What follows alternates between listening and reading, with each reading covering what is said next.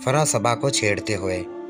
Wow, अच्छा जी, जीजू के लिए तैयार हो रही हैं। फरा की बात सुनकर सबा शर्मा गई।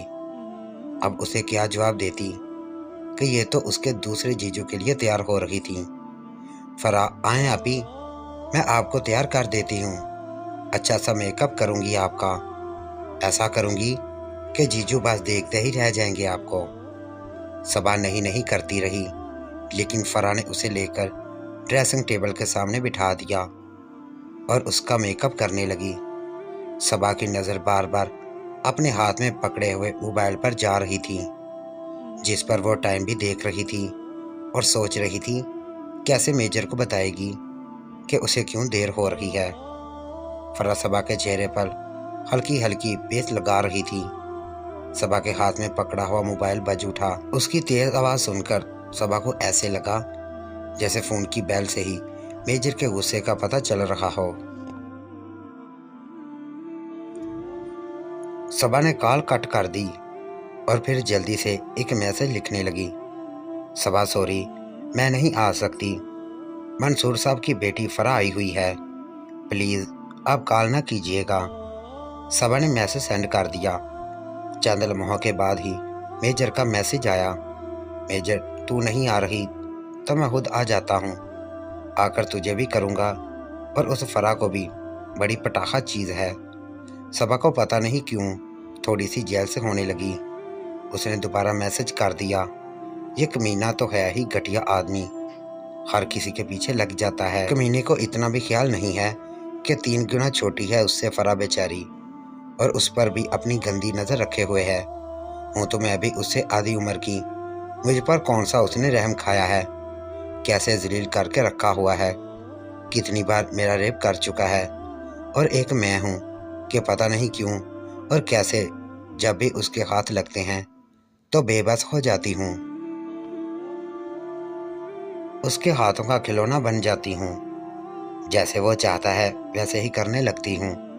मेरा अपना ही जिस्म मेरा ही साथ छोड़ जाता है, पिघलने लगता है उसके हाथों में। पता नहीं क्यों है ऐसा। सबा, नहीं प्लीज़ आप यहाँ ना आए। जैसे ही वो जाएगी मैं आ जाती हूँ, अगर आप कहते हैं। तो मेजर का रिप्लाई आया। मेजर, हाँ ठीक है, लेकिन जल्दी आना, वरना तुझे पता ही है ना। अब सबा ने कोई भी जवाब नहीं दिया। सबा जवाब देती भी क्या, पता तो था उसे सब उसकी कमीनगी का, और ये भी पता था कि वो क्या कर सकता है। थोड़ी देर तक फरा सबा के चेहरे पर मेहनत करती रही और उसका अच्छा सा मेकअप करती रही।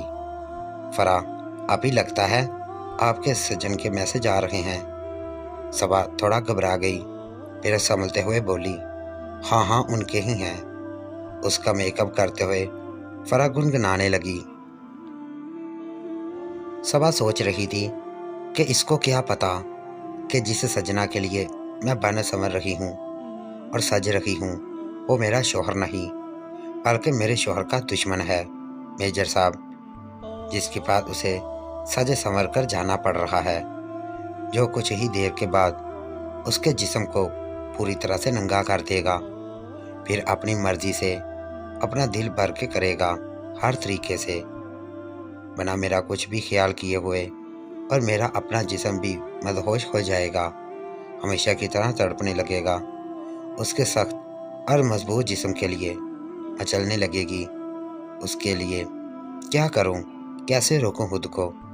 जैसे ही उसे मेजर की याद आने लगी और उसके साथ ही फरा का गाना सुनते हुए सबा ने आंखें बंद कर लीं।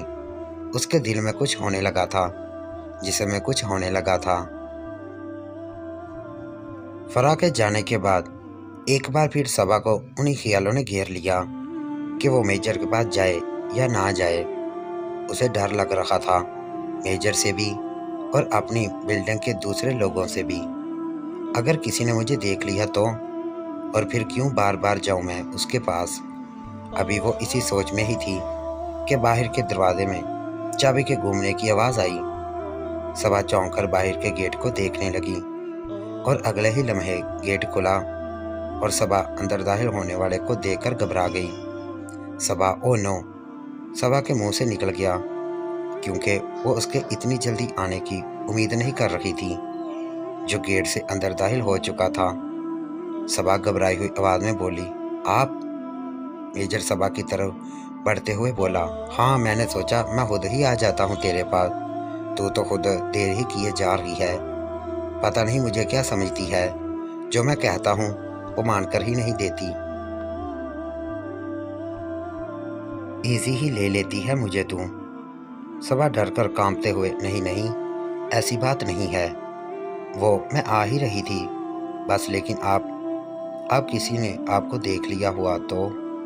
मेजर सबा के करीब आया और बोला, फिक्र न कर तू, किसी ने नहीं देखा मुझे, और अगर देख भी लिया हुआ ना तो मेरा क्या कर लेगा, तो मुझसे अभी वाकिफ नहीं है। सबा दिल में सोचने लगी, वाकिफ तो बहुत अच्छे से हो गई हूँ मैं तुम्हारे बारे में फजलो चचा से सुनकर, बदमाश गुंडा है तुम। फिर मेजर ने सबा की ठोड़ी के नीचे अपनी उंगली रखी और उसके चेहरे को थोड़ा ऊपर करके उसकी आंखों में देखते हुए बोला, मेजर, बड़ी मस्त चीज़ है तुम, मेकअप के साथ तो और भी क़यामत हो गई है तुम।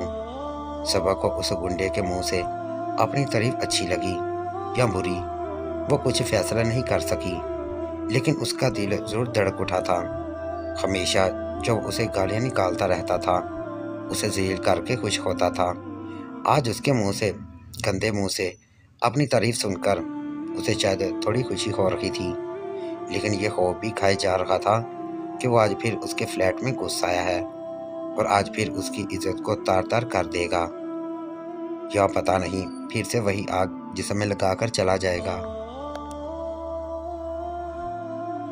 उसे प्यासा छोड़कर अपनी उंगली से उसके चेहरे को ऊपर उठाए हुए मेजर ने अपने होंठ आगे बढ़ाए और सबा के पतले पतले लिपस्टिक से चिमकते हुए होंठों पर अपने बेहद मोटे होंठ रख दिए और उसे चूम लिया।